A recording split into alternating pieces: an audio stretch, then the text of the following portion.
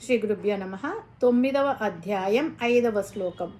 ఓం నచమస్థాని భూతాని పశ్య మే యోగమైశ్వరం భూతభృన్నచ్చ భూతస్థో మమాత్మా భూత భావన. ముందుగా పదపదానికి అర్థం తెలుసుకుందాము. న లేవు కాదు, చ మరియు, మస్తాని నా యందు ఉన్నవి, భూతాని సమస్త ప్రాణులు, పశ్య చూడుము, మే నా యొక్క, యోగం ఐశ్వరం ఐశ్వర యోగమును, భూతభృత్ సర్వభూతములను పోషించేవాడిని, నచ అయినప్పటికీ లేను, భూతస్థ ఆ భూతములందు స్థితుడనై, మమ నా యొక్క, ఆత్మ పరమాత్మ స్వరూపము, భూత భావన సర్వభూతములను సృష్టించేది. తాత్పర్యం ఏమిటంటే, శ్రీకృష్ణ పరమాత్మ అర్జునునితో ఇలా అంటున్నాడు: అర్జున, నేను ముందుగా సమస్త జీవులు నాలో ఉన్నాయి అని 4వ శ్లోకంలో చెప్పాను. ఇప్పుడు మరో గొప్ప రహస్యం చెబుతున్నాను. నిజానికి జీవులు నాలో ఉన్నట్లు కనిపించిన నా పరమాత్మ స్వరూపాన్ని ఏదీ బంధించలేదు. ఇదే నా దివ్యమైన ఐశ్వర్య యోగం. నేను అందరినీ పోషిస్తున్నాను, అందరికీ జీవశక్తిని ఇస్తున్నాను. అయినప్పటికీ నేను వాటితో బంధింపబడను. ఈ శ్లోకం భగవద్గీతలో అత్యంత గంభీరమైన తత్వాన్ని బోధిస్తుంది. పరమాత్మ సర్వవ్యాపి. ఆయన వల్లే ఈ జగత్తు నిలిచి ఉంది. అయినప్పటికీ జగత్తులోని మార్పులు ఆయనను ప్రభావితం చేయలేడు. సూర్యుడు అందరికీ వెలుగు ఇస్తాడు, కానీ ఎవ్వరి మలినాలను సూర్యుడికి అంటించుకోడు. అంటే ఎవ్వరి మలినం సూర్యుడికి అంటదు. అలాగే భగవంతుడు సృష్టిలో ఉన్న సృష్టి దోషాలు ఆయనకు అంటవు. ఈ శ్లోకము వేదాంతంలో ఒక పెద్ద చిక్కుమడి లాంటిది. ఇంతకుముందు శ్లోకంలో అంటే 4వ శ్లోకంలో సర్వభూతాలు నా యందే ఉన్నాయి అన్న కృష్ణ పరమాత్మ వెంటనే ఈ శ్లోకంలో సమస్త ప్రాణులు నా యందు లేవు అంటాడు. ఇది పరస్పర విరుద్ధంగా అనిపించిన దీని వెనక పురాణాలు ఉపనిషత్తులు చెప్పే అద్వైత సత్యం దాగి ఉంది. ఉదాహరణకు, ఒక తాడును చూసి పాము అనుకుంటాం. ఆ పాము ఎక్కడ ఉంది?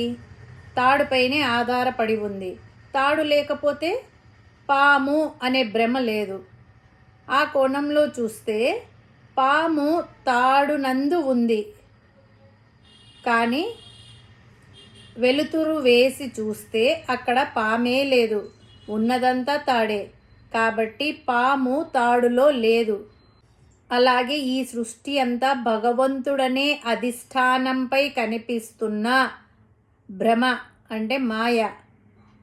పరమార్థ దృష్టితో చూస్తే భగవంతుడు తప్ప వేరే సృష్టి లేదు. ఆకాశంలో గాలి వీస్తుంది, మేఘాలు తిరుగుతాయి, పక్షులు ఎగురుతాయి, కానీ ఆకాశం వాటికి అంటదు.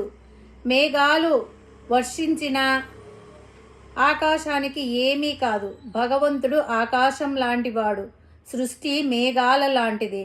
ఆయన సృష్టిని భరిస్తాడు అంటే భూతభృత్, కానీ అందులో బందీ కాడు.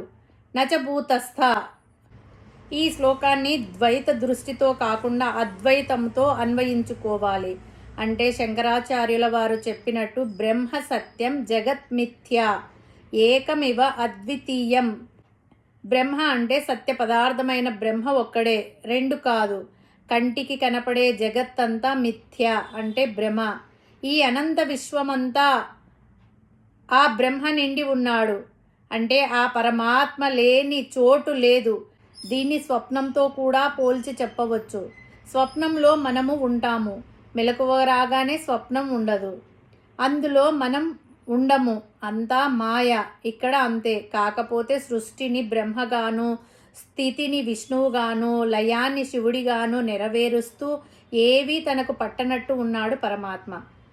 అన్నీ చేస్తున్నాడు కానీ ఏమీ చేయడం లేదు. అన్నిటిలో చైతన్య స్వరూపుడిగా ఉన్నాడు. ఆ చైతన్యంతోనే అన్ని పనులు అంటే సృష్టి స్థితి లయాలు జరుగుతున్నాయి. ఇది ఆలోచించి విచారిస్తే కానీ అర్థం కాదు.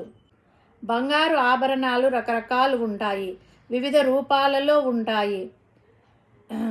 ఆభరణాలకు కారణము బంగారం. ధరించే వారికి అవి ఆభరణాలు, విలువ కట్టే వారికి అది బంగారం. బంగారం లేకపోతే ఆభరణాలు లేనే లేవు. ఆభరణాలకు మూలము బంగారము.